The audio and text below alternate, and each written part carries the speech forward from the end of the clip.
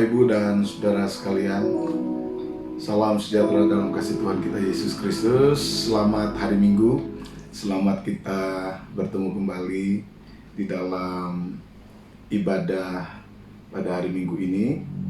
Saya berdoa kiranya Tuhan selalu menyertai, memberkati, bahkan memberikan kesehatan kepada Bapak Ibu semua, dimanapun engkau berada, dimanapun engkau saat ini bersama-sama dengan keluargamu. Kiranya anugerah Tuhan, berkat Tuhan mengalir atas kehidupan Bapak, Ibu, dan saudara sekalian. Kita akan mulai ibadah kita pada pagi hari ini. Sebelum kita mendengarkan firman Tuhan, kita rindu untuk memuji Tuhan.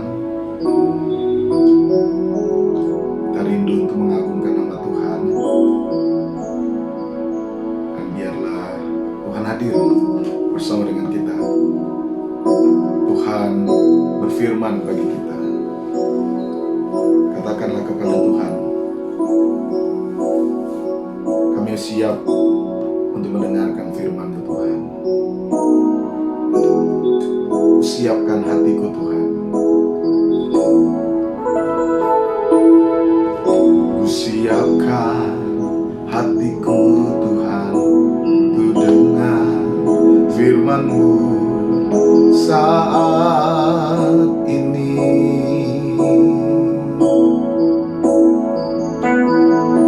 Ku sujud menyembah-Mu Tuhan, masuk hadirat-Mu saat ini.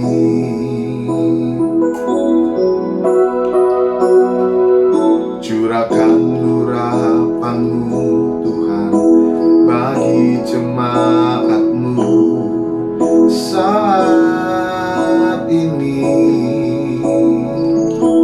Ku siapkan hatiku Tuhan untuk dengar firman-Mu.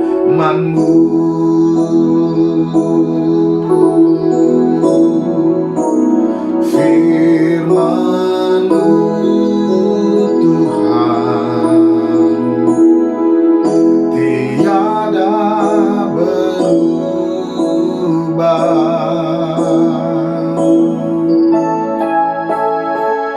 Dahulu, sekarang, selama-lamanya tiada berubah. Firman-Mu Tuhan,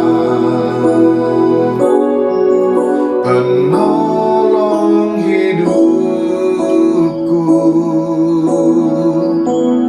Ku siapkan hatiku Tuhan untuk dengar firman-Mu.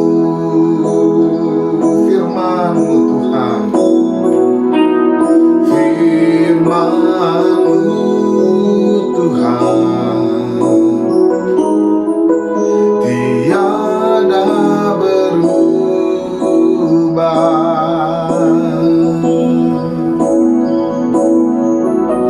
Dahulu, sekarang, selama-lamanya tiada berubah. Firman-Mu Tuhan,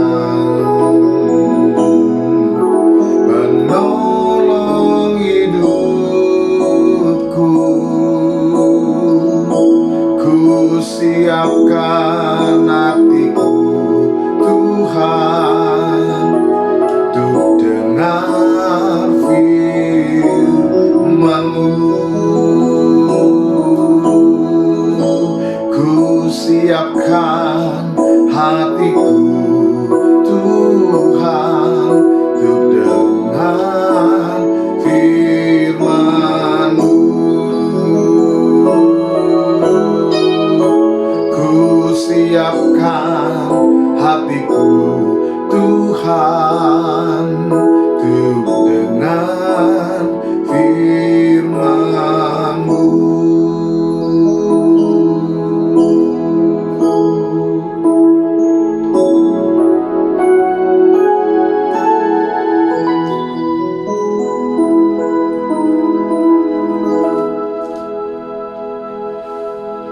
dan saudaraku, mari kita bersatu di dalam doa. Bapa, di dalam nama Yesus, terima kasih buat waktu, buat kesempatan yang Kau berikan kepada kami. Hari ini kami bisa bersama, berkumpul kembali, beribadah, memuji, memuliakan nama-Mu di hari Minggu, di hari yang telah Tuhan berikan kepada kami.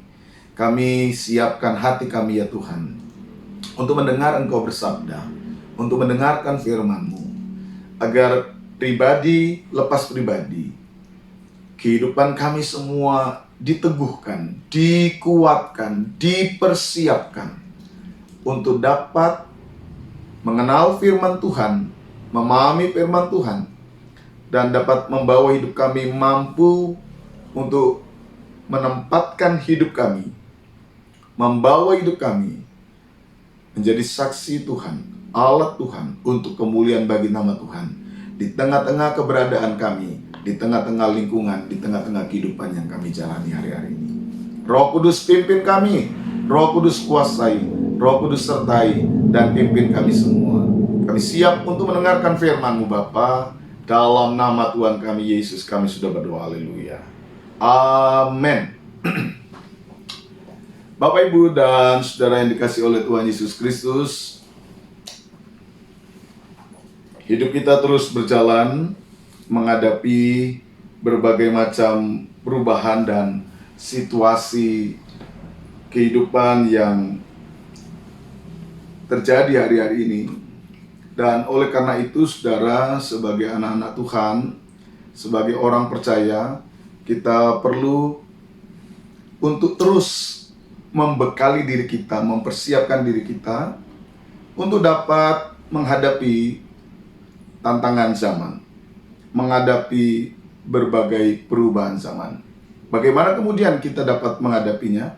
Bagaimana kemudian kita dapat mengantisipasinya?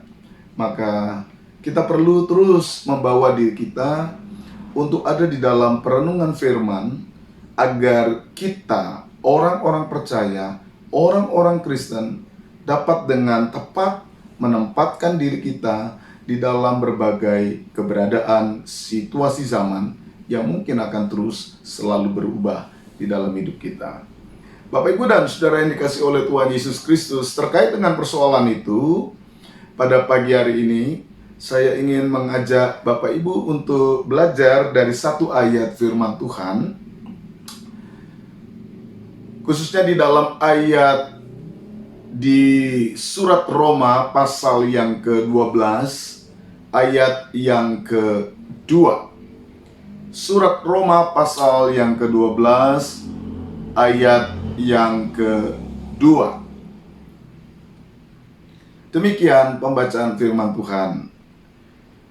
Janganlah kamu menjadi serupa dengan dunia ini, tetapi berubahlah oleh pembaruan budimu, sehingga kamu dapat membedakan manakah kehendak Allah, apa yang baik, yang berkenan kepada Allah, dan yang sempurna.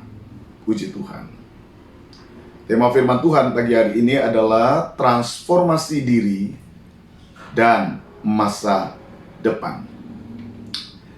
Bapak, Ibu, dan saudara yang dikasihi oleh Tuhan Yesus Kristus, hidup kita akan selalu berubah. Hidup kita akan selalu berubah. Secara fisik hidup pun berubah. Sejak kita kecil sampai kita dewasa, hidup mengalami perubahan. Zaman pun selalu berubah. Pola-pola kehidupan selalu berubah. Dan ketika kita menyadari bahwa memang hidup itu selalu berubah, maka itu berarti bahwa tantangan-tantangan kehidupan zaman yang dihadapi oleh seseorang akan juga selalu berubah. Dan apa yang kita hadapi hari-hari ini pun, situasi, tantangan, keadaan yang kita hadapi hari-hari ini juga menunjukkan adanya perubahan-perubahan yang begitu besar. Perubahan-perubahan yang sangat mendasar dan mengubah pola-pola kehidupan kita sebagai manusia. Ketika kita menghadapi kenyataan hidup yang terus mengalami perubahan demi perubahan ini, pertanyaan eksistensial kita sebagai orang Kristen adalah bagaimana kemudian sikap kita sebagai orang Kristen, sikap kita sebagai orang percaya di dalam menghadapi berbagai perubahan ini, di dalam menghadapi berbagai macam perubahan situasi, perubahan keadaan yang mau tidak mau sedang terjadi dalam diri kita. Apakah iman Kristen kemudian memiliki sebuah konsep penting yang sangat mendasar dan dapat berkontribusi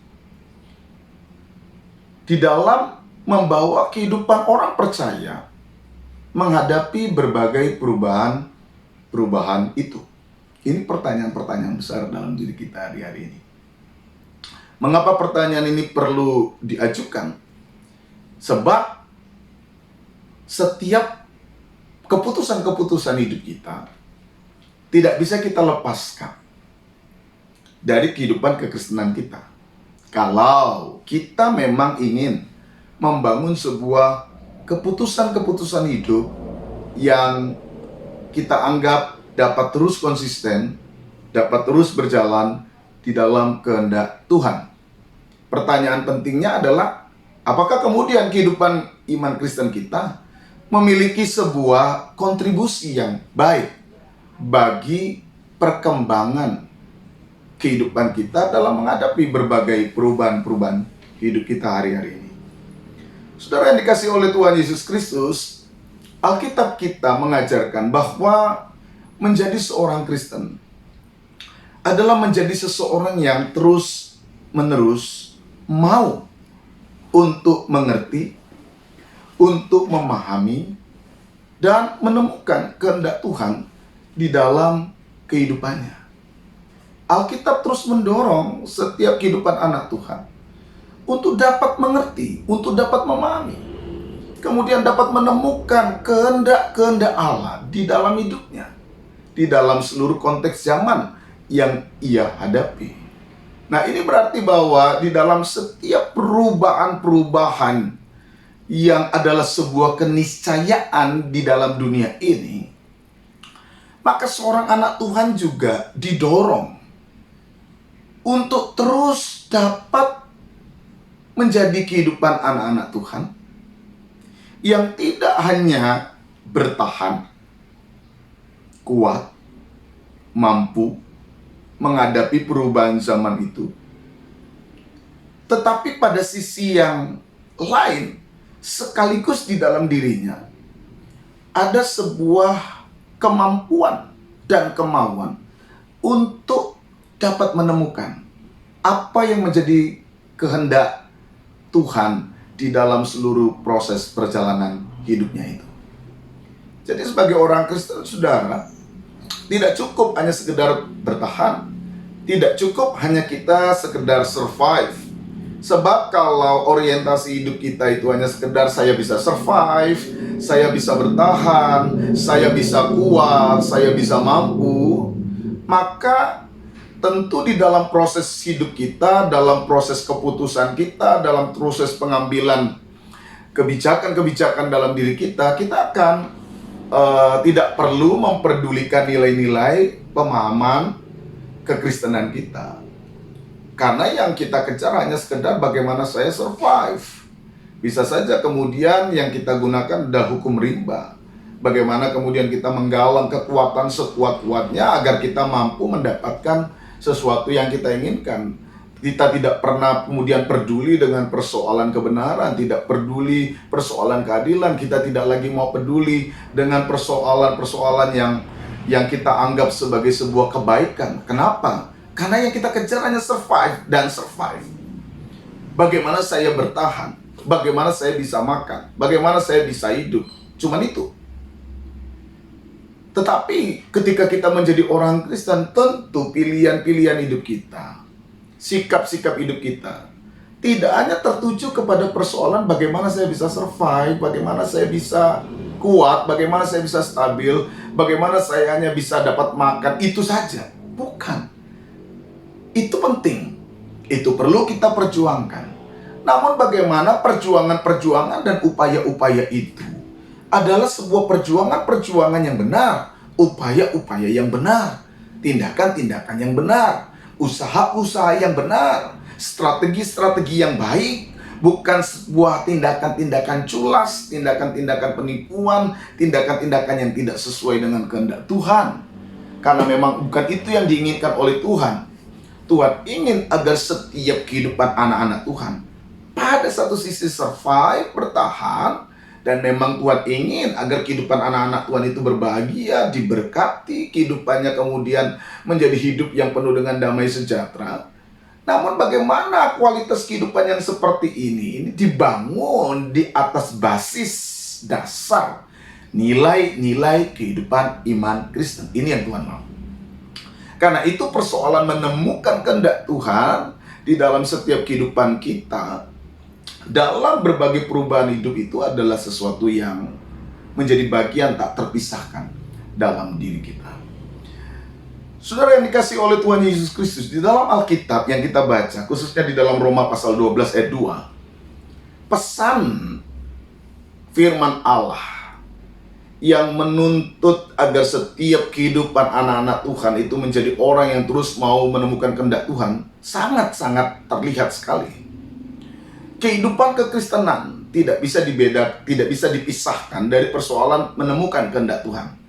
Kehidupan kekristenan tidak bisa dipisahkan dari upaya bagaimana kehidupannya adalah kehidupan yang sesuai dengan kehendak Allah di dalam Kristus Yesus. Kehendak Allah di dalam kebenaran firman-Nya. Kehendak Allah yang terus mendorong setiap kehidupan orang percaya untuk dapat mengaktualisasi kehidupan kekristenannya, nilai-nilai kekristenannya.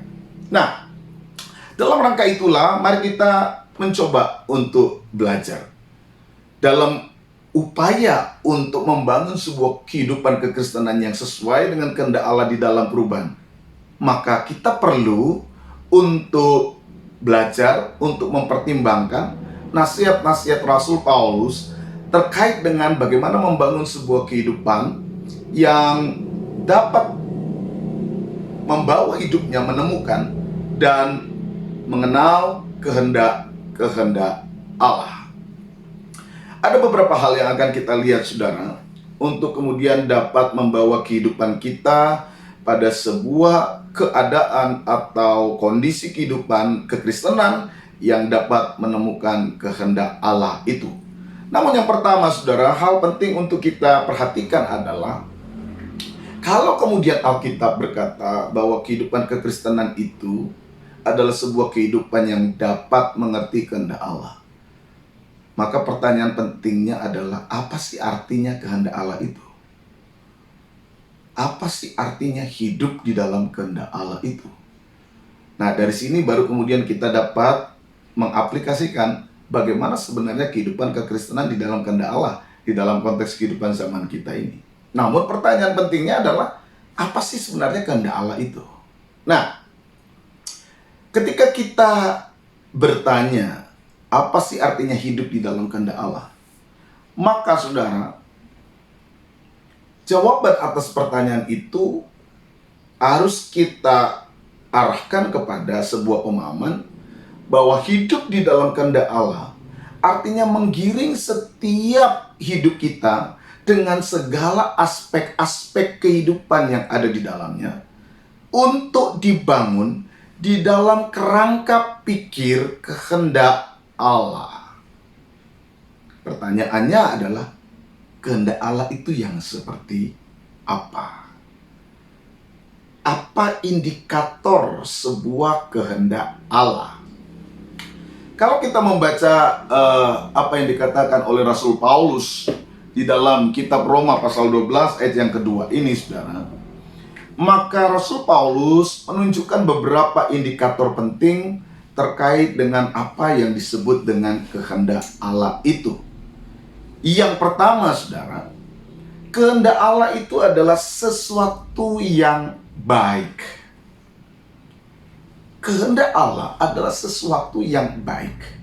Di dalam kata yang baik ini di situ terkandung pemahaman pengertian tentang sesuatu yang seharusnya, sesuatu yang bermanfaat, sesuatu yang terhormat. Nah, di dalam kata baik ini kita memahami bahwa keagasan kehendak Allah itu berkaitan dengan sesuatu yang normatif, sesuatu yang ideal di dalam setiap kehidupan kita sebagai anak-anak Tuhan. Sehingga ketika kita berusaha mencari kehendak Allah itu apa? Pertama, sesuatu yang baik. Apa yang baik? Apa yang betul-betul bermanfaat? Apa yang seharusnya ditempatkan, dipilih, dibuat, dilakukan di dalam sebuah konteks kehidupan manusia. Apa yang mendatangkan kehormatan dalam setiap kehidupan orang itu. Apa yang membawa kehidupan orang itu bertindak seharusnya. Itulah sesuatu yang baik. Jadi ketika seseorang berbuat, bersikap, bertindak di dalam sebuah tindakan yang memiliki frekuensi yang berbeda dengan pengertian yang baik tadi, artinya sesuatu yang tidak bermanfaat, sesuatu yang tidak mendatangkan kehormatan, sesuatu yang tidak ditempatkan pada tempatnya, maka itu bertolak belakang dengan apa yang disebut kehendak Allah. Ini yang pertama. Yang kedua, kata kehendak Allah itu berhubungan dengan perkenanan Allah. Jelas sesuatu yang ada di hati Allah, sesuatu yang diinginkan Allah, sesuatu yang membuat Allah menjadi berkenan, menerima apa yang kemudian seseorang itu lakukan. Ini kehendak Allah. Ya. Jadi sesuatu yang membawa seseorang itu, kalau dia mempersembahkan persembahannya itu sesuatu yang menyenangkan. Ini kehendak Allah. Sesuatu yang berkenan, sesuatu yang tidak akan ditolak, sesuatu yang membuat hati Tuhan itu bergembira, bersukacita. Ini yang kedua. Yang ketiga, saudara, kata kehendak Allah itu adalah sesuatu yang sempurna. Di sini kita perlu memberi catatan bahwa kata sempurna yang dimaksud ini bukan sesuatu yang abstrak. Sehingga ketika bicara sempurna, kita perlawankan dengan sesuatu yang tidak sempurna dalam pengertian kita, sesuatu yang bercacat, sesuatu yang pengertian sempurna secara abstrak dalam diri kita. Nah, ketika kemudian kita mencoba memahami pengertian sempurna ini sebagai sesuatu yang abstrak, maka tentu kita akan mendapatkan sebuah kesulitan-kesulitan.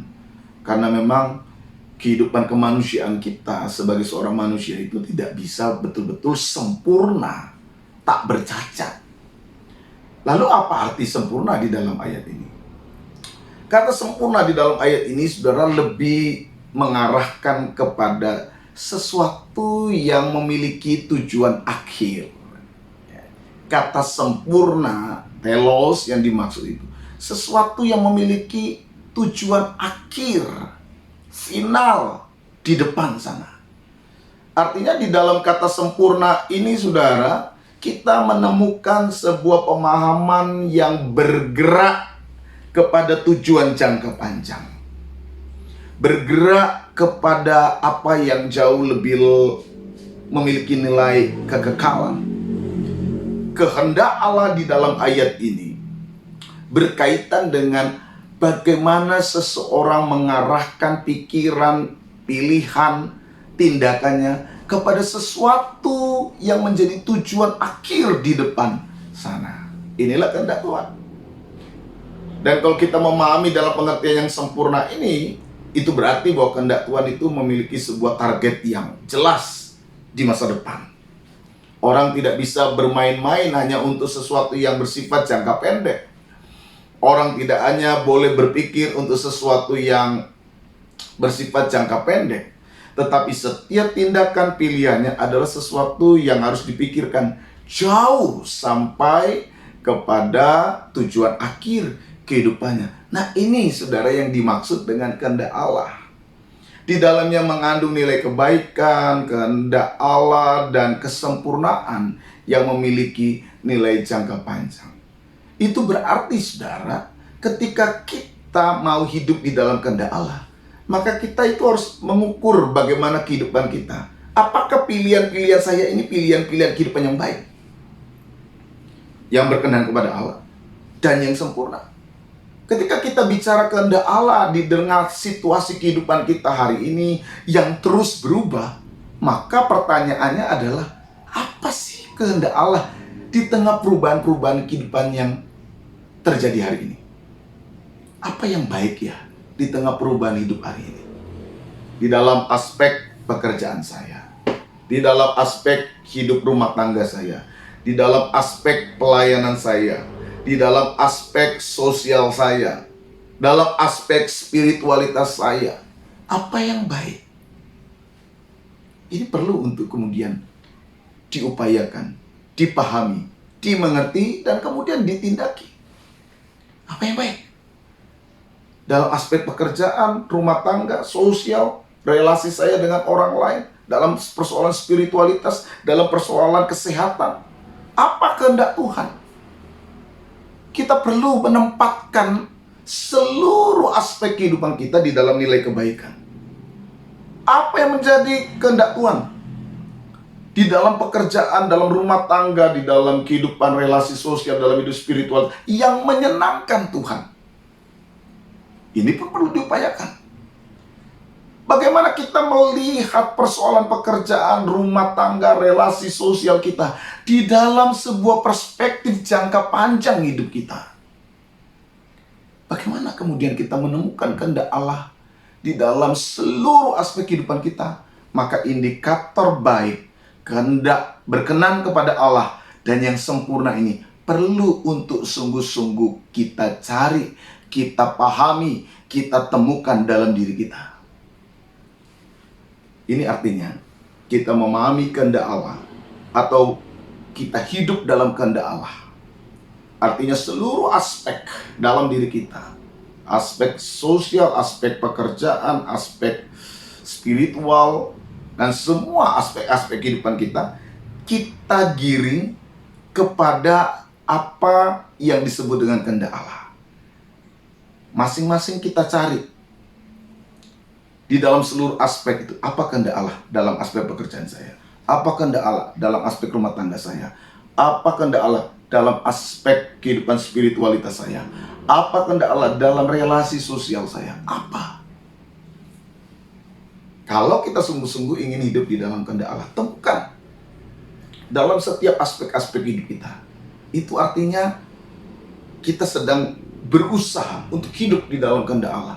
Ketika seluruh kehidupan kita ini mengalami perubahan, temukan mana kehendak Allah di dalam setiap perubahan-perubahan ini.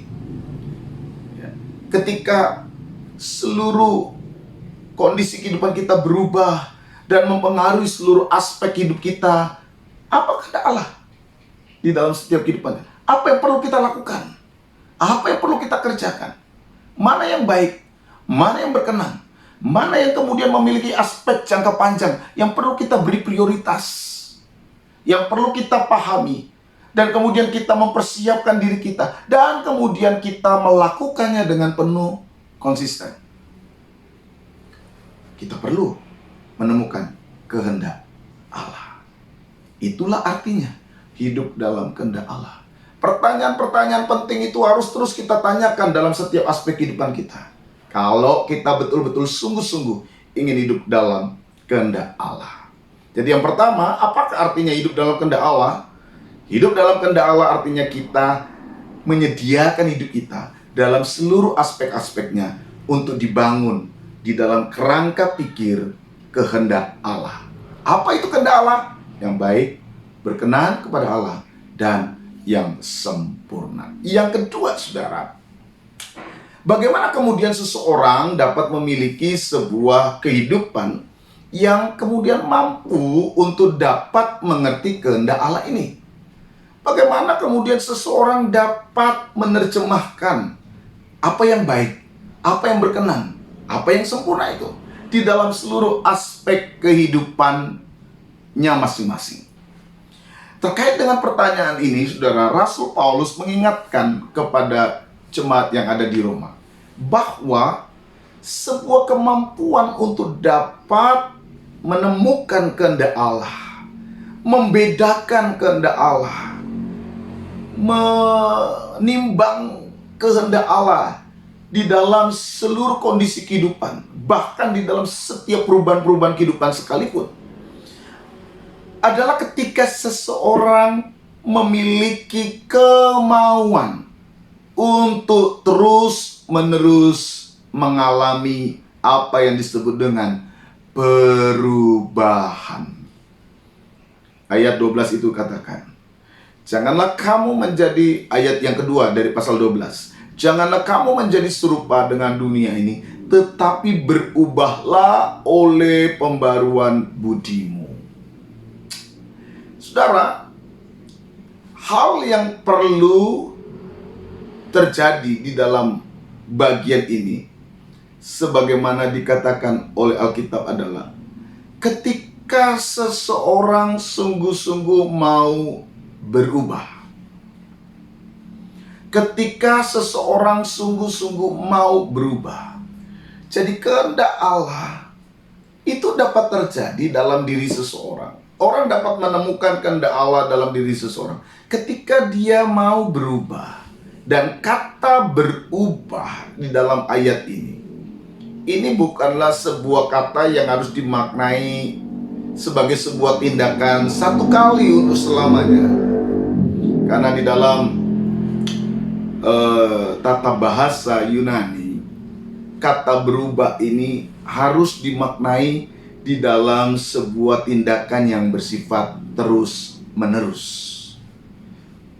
Perubahan ini adalah sesuatu yang harus terjadi terus-menerus. Sesuatu yang terjadi secara kontinu dalam diri seseorang. Tidak boleh cuma sekali. Jelas dikatakan dalam ini, hendaklah kamu mengalami sebuah perubahan. Dan perubahan itu bukan cuma sekali, terus-menerus.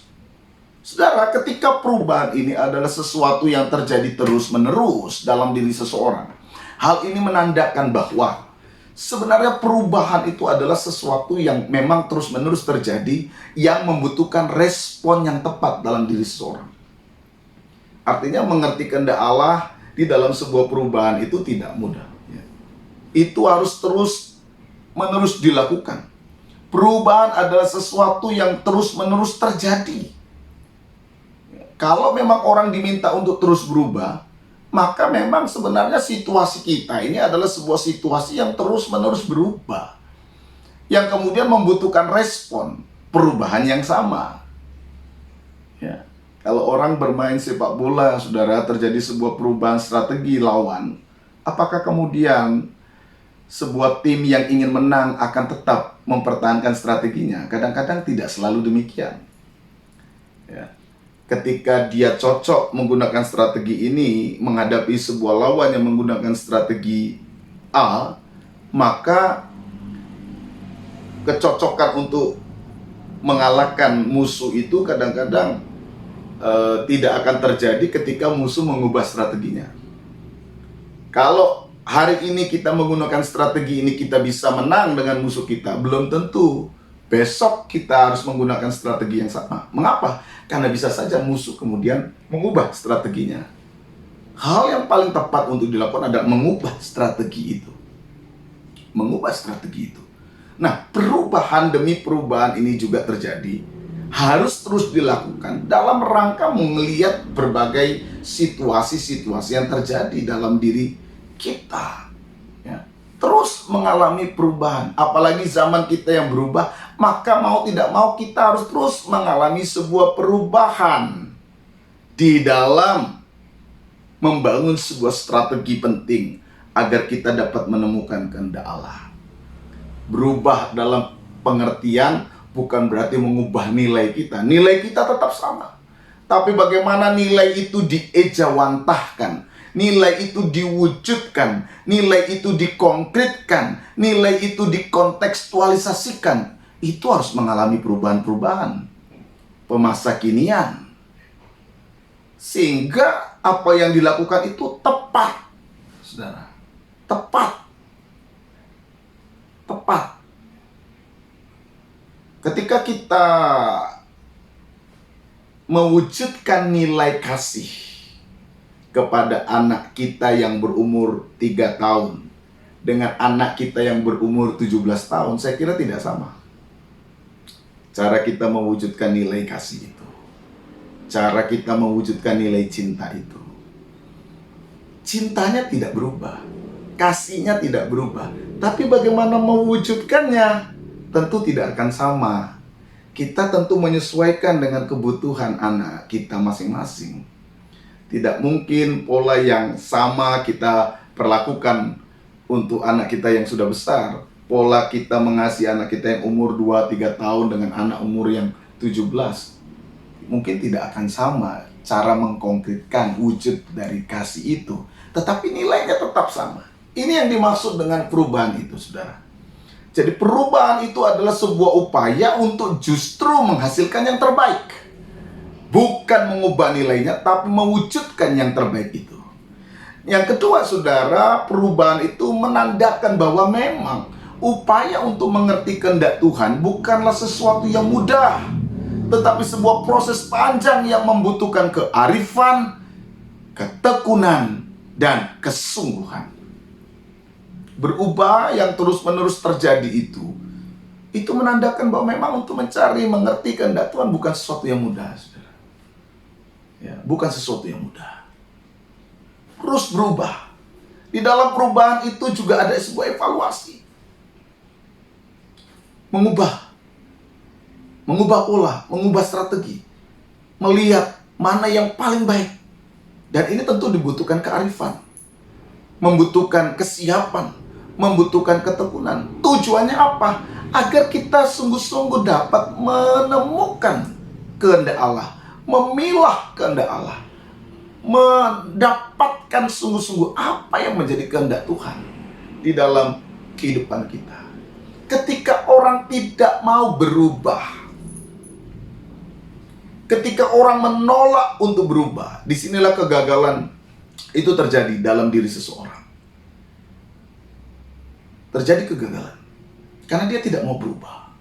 Tetapi ketika seseorang itu mau berubah melalui apa yang Paulus sebut dengan pembaharuan budi, maka pembaruan demi pembaruan itu akan mengubah kehidupannya sehingga menjadi orang yang responsif baik, orang yang dapat merespon dengan baik, orang yang dapat merespon dengan benar, orang merespon dengan tepat.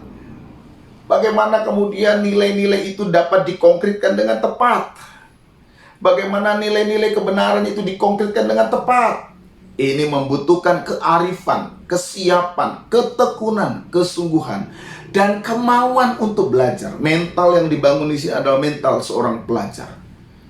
Untuk dapat mengerti kehendak Tuhan, orang harus terus mau diajar, mau dibaharui dari hari ke hari. Terus diperbarui dari hari ke hari. Dan ini saya kira sesuai dengan nasihat Rasul Paulus dalam surat Kolose, bahwa kehidupan kita itu diperbarui dari hari ke hari, dari hari ke hari, agar kita itu dapat mengerti, dapat memahami seperti apa gambar citra dari pencipta kita. Apa yang diinginkan? Apa yang diinginkan oleh Allah dalam diri kita? Bagaimana kita dibuat terus seturut dengan gambar anaknya, diperbarui, mengenal kehendak Allah, memahami kehendak Allah dalam hidup kita. Mental yang dibangun ini mental pelajar. Jadi kalau orang itu sudah tidak mau belajar, tidak mau dibarui, pikirannya tidak mau dibarui, maka orang itu tidak akan pernah dapat mengerti kehendak Tuhan. Itu artinya kita mau dengan rendah hati, saudara. Belajar terus dalam segala sesuatu. Melalui siapa saja, dari apa saja, kita harus belajar. Pikiran kita ini harus terus diperbarui. Sebab perubahan hanya terjadi kalau ada pembaruan budi, pembaruan pikiran. Berarti ada sesuatu yang masuk, sesuatu yang kemudian mengubah kemampuan berpikirnya, mengubah cara berpikirnya, mengubah strategi berpikirnya. Ketika pikirannya ini diperbarui, dia dapat menentukan perubahan-perubahan signifikan, perubahan-perubahan penting dalam hidupnya, dalam mengantisipasi perubahan yang terjadi di dalam lingkungannya. Kita harus adaptif, kita harus membangun sikap transformatif. Nilainya sama, tapi kemudian ditransformasi sehingga kemudian menjadi sesuatu yang kita butuhkan dalam menjawab kebutuhan tantangan kita. Ditransformasi, bahan mentahnya sama, prinsip nilainya sama, tapi bagaimana ini bisa tepat dalam menghadapi konteks zaman, ini bisa tepat dalam menghadapi perubahan, ini bisa tepat dalam mengantisipasi zaman. Ini butuh perubahan, dan perubahan terjadi ketika ada pembaruan di dalam diri seseorang. Saudara, menghadapi kenyataan hidup yang berubah hari ini, kita perlu membangun sebuah kualitas kehidupan yang memahami, mempersiapkan, dan menjalani sebuah kehidupan itu dengan konsisten. Dan ini harus terus-menerus terjadi. Memahami, memeriksa, mempersiapkan, menjalani. Dan dalam proses menjalani itu kita juga kemudian kembali kepada proses memahami. Dan itu terjadi terus, seperti sebuah spiral. Sebuah spiral. Apa yang kita pahami, kita praktekkan, dan di dalam praktek kita belajar, dan kemudian mencoba memahami kenyataan. Kalau memang kurang baik, kita terus belajar, perbaiki lagi. Dan itu kita lakukan dengan konsisten. Perubahan demi perubahan secara spiral itu, saudara, akan melahirkan sebuah perubahan-perubahan yang terus baik. Karena upaya untuk mengerti kehendak Allah memang bukan sesuatu yang sederhana. Membutuhkan kesiapan dan kesigapan dalam diri kita. Membutuhkan kearifan sekaligus ketekunan untuk mengerjakannya. Bapak, Ibu, dan Saudara yang dikasihi oleh Tuhan Yesus Kristus, kalau demikian, situasi bahwa masa depan kita di dalam perubahan-perubahan hidup ini sangat ditentukan oleh transformasi diri yang ada dalam diri kita, maka sebenarnya apa hal penting yang kemudian harus kita lakukan?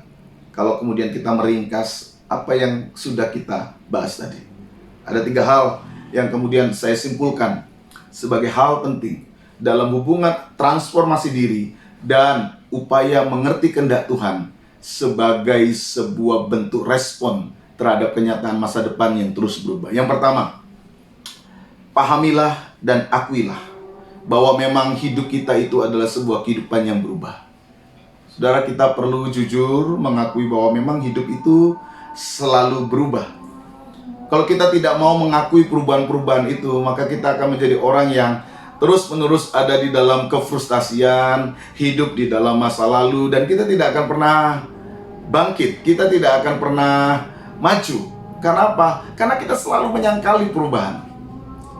Hidup manusia itu selalu berubah.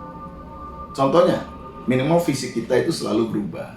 Sejak kita kecil, kemudian beranjak dewasa, muda, tapi ini terus berubah sampai pada puncak, dan kemudian terus mengalami masa retired, di mana kemudian orang kemudian menjadi lemah kembali. Kalau orang menyangkali perubahan ini, dia akan frustasi. Kenapa ya aku tidak sekuat dulu? Kenapa ya aku tidak sebaik dulu? Kenapa aku tidak sesehat dulu? Ya, inilah hidup yang memang terus akan mengalami perubahan.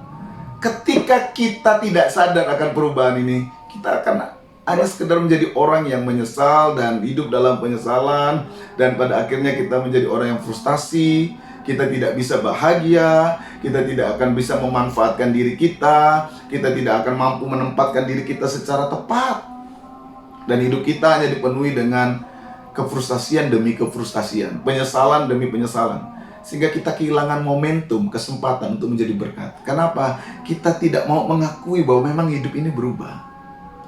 Saudara, ketika kita jadi orang Kristen, kita harus akui memang zamannya sudah berubah. Zaman sudah berubah. Akui itu.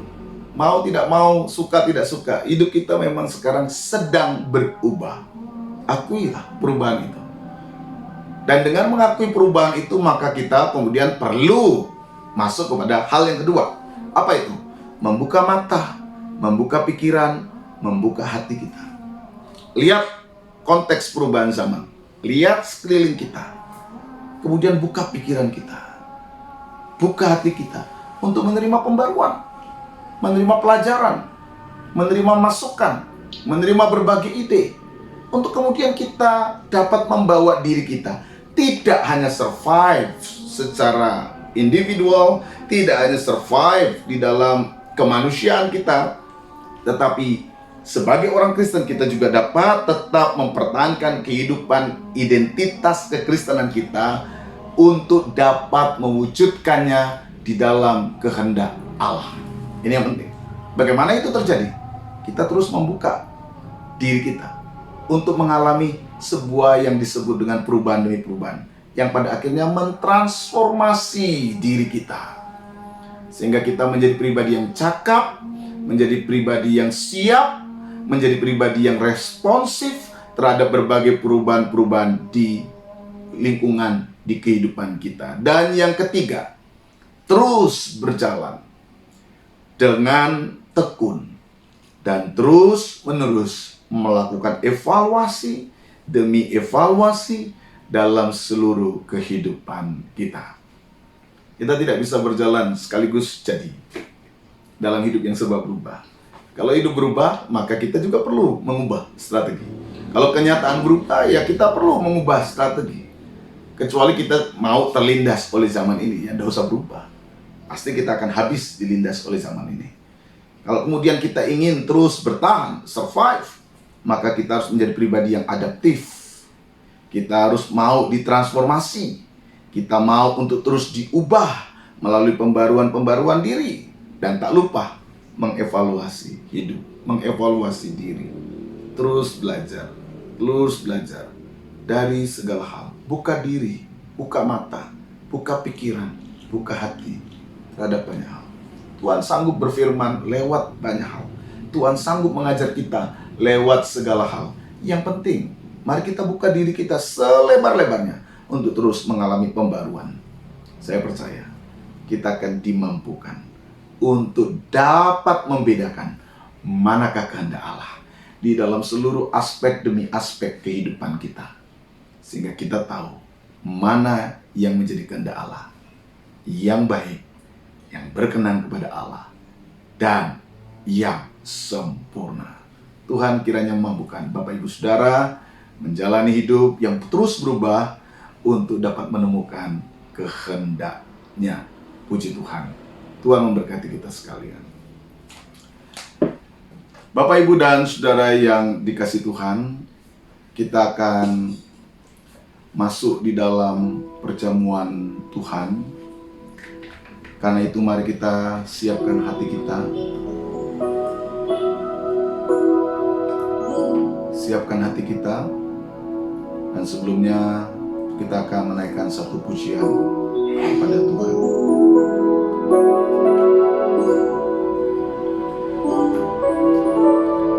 Salibnya, salibnya. Salibnya,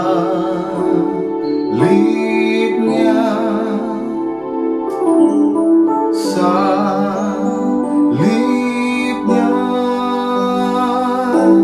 teramat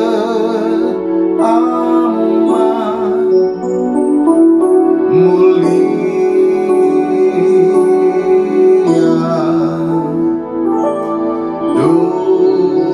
dosaku di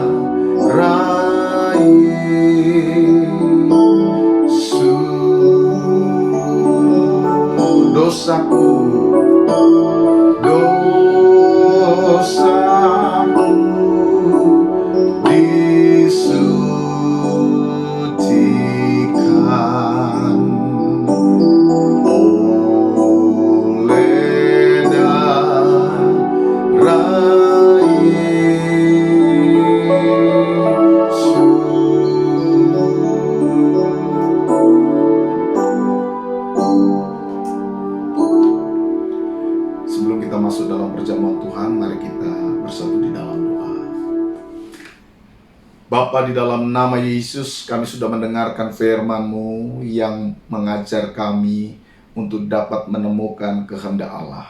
Kami tahu itu bukanlah sebuah upaya yang mudah. Kami perlu untuk terus diperbaharui, sehingga kami dapat memiliki kemampuan untuk dapat berubah menjadi lebih baik. Sehingga kami juga dapat membedakan apa yang menjadi kehendak Allah. Tuhan, tolonglah kami. Di tengah kehidupan kami yang terus mengalami perubahan demi perubahan, kadang-kadang kami merasa tidak mampu, tidak sanggup dalam merespon berbagai perubahan-perubahan ini. Kami sebagai manusia yang kadang-kadang terikat dengan berbagai pola dan kebiasaan, seringkali mengalami kesulitan untuk dapat merespon berbagai perubahan-perubahan hidup ini. Tolonglah kami ya Tuhan, mampukan kami. Teruslah ajar kami dan bawa kami untuk dapat mengerti kehendak-Mu.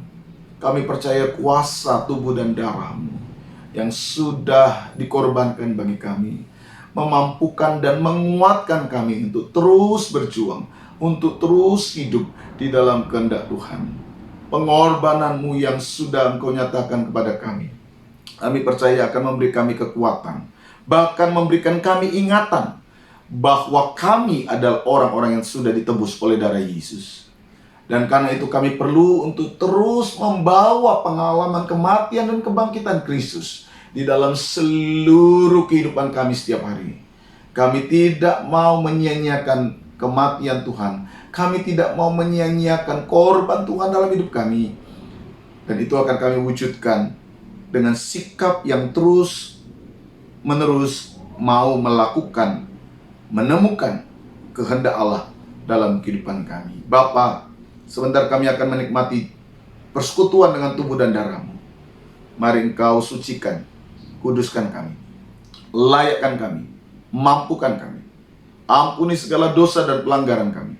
Jika ada hal-hal yang tidak berkenan di hadapan-Mu, kuduskan, sucikanlah dengan firman-Mu.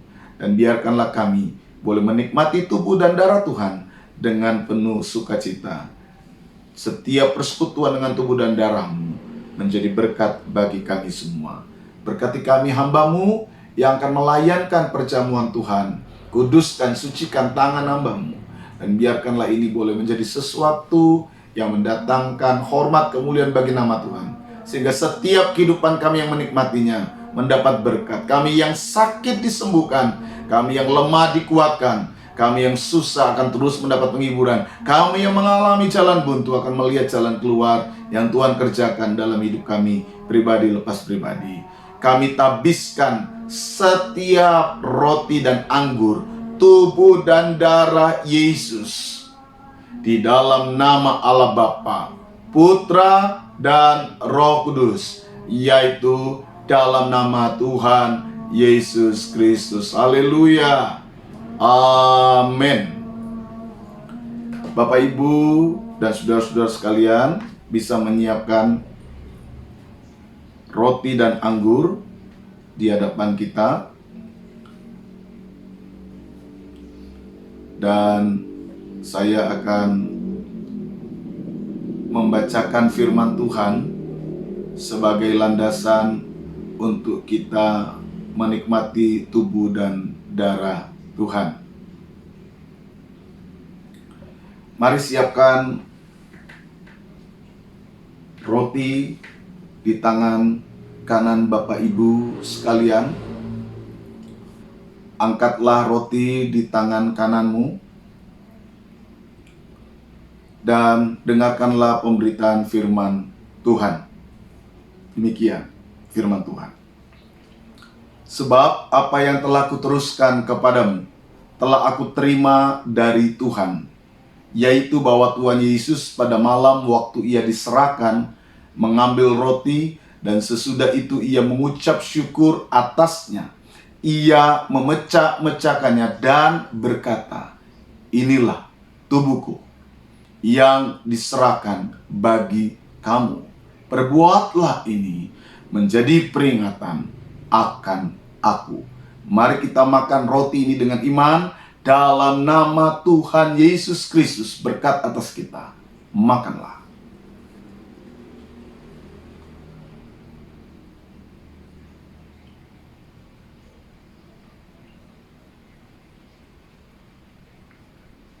Haleluya. Haleluya. Terpujilah Tuhan. Engkaulah roti kehidupan bagi kami.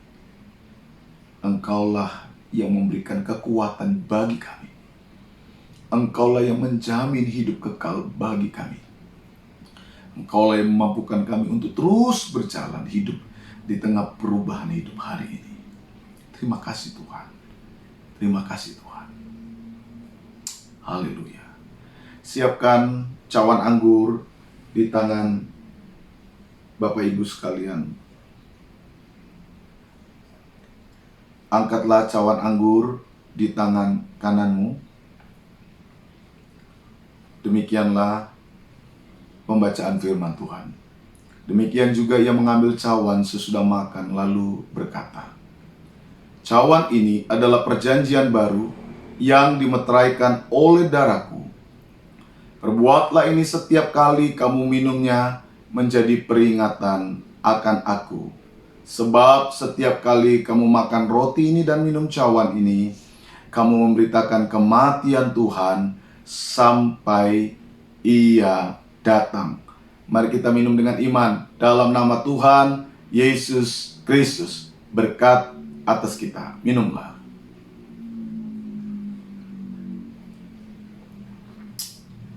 Haleluya, haleluya, haleluya. Haleluya, haleluya, haleluya, haleluya. Terima kasih Tuhan. Terima kasih Yesus. Buat tubuh dan darahmu, buat roti dan anggur yang kami nikmati hari ini. Kami percaya bahwa hidup kami sudah bersatu dengan tubuh dan darahmu. Kami yakin kuasa kebangkitan Kristus pun ada dalam diri kami. Terus mengajar, terus mengubah, terus membimbing, terus membentuk hidup kami, agar kami dapat mengerti kehendak-Mu. Hamba berdoa bagi setiap anak-anak-Mu yang ada di rumah, dimanapun mereka berada. Biarlah lewat perjamuan ini mereka juga menerima berkat. Mereka yang sakit mendapatkan kesembuhan dari Tuhan. Mereka yang lemah dikuatkan. Mereka yang susah dihiburkan. Bahkan mereka yang mengalami banyak kebuntuan-kebuntuan, Tuhan akan membuka jalan yang terbaik buat mereka. Dengarkanlah setiap doa anak-anak-Mu ya Allah. Dengarkanlah setiap cerita anak-anak-Mu ya Bapa. Dan biarkanlah mereka semua diberkati oleh Tuhan. Terima kasih Bapa, terima kasih Yesus. Dan sebentar kami akan mengakhiri ibadah kami. Kami mohon tangan berkat-Mu diturunkan, dikedangkan atas kami sekalian. Saudaraku yang terkasih, terimalah berkat Tuhan. Kiranya anugerah damai sejahtera dari Tuhan Yesus Kristus, kasih Allah Bapa dalam persekutuan Roh Kudus, kiranya turun atas kita sekalian hari ini sampai selama-lamanya dalam berkat nama Tuhan Yesus Kristus. Haleluya. Amin. Tuhan kiranya memberkati Bapak, Ibu, dan Saudara sekalian. Selamat hari Minggu. Tuhan Yesus memberkati kita sekalian. Haleluya.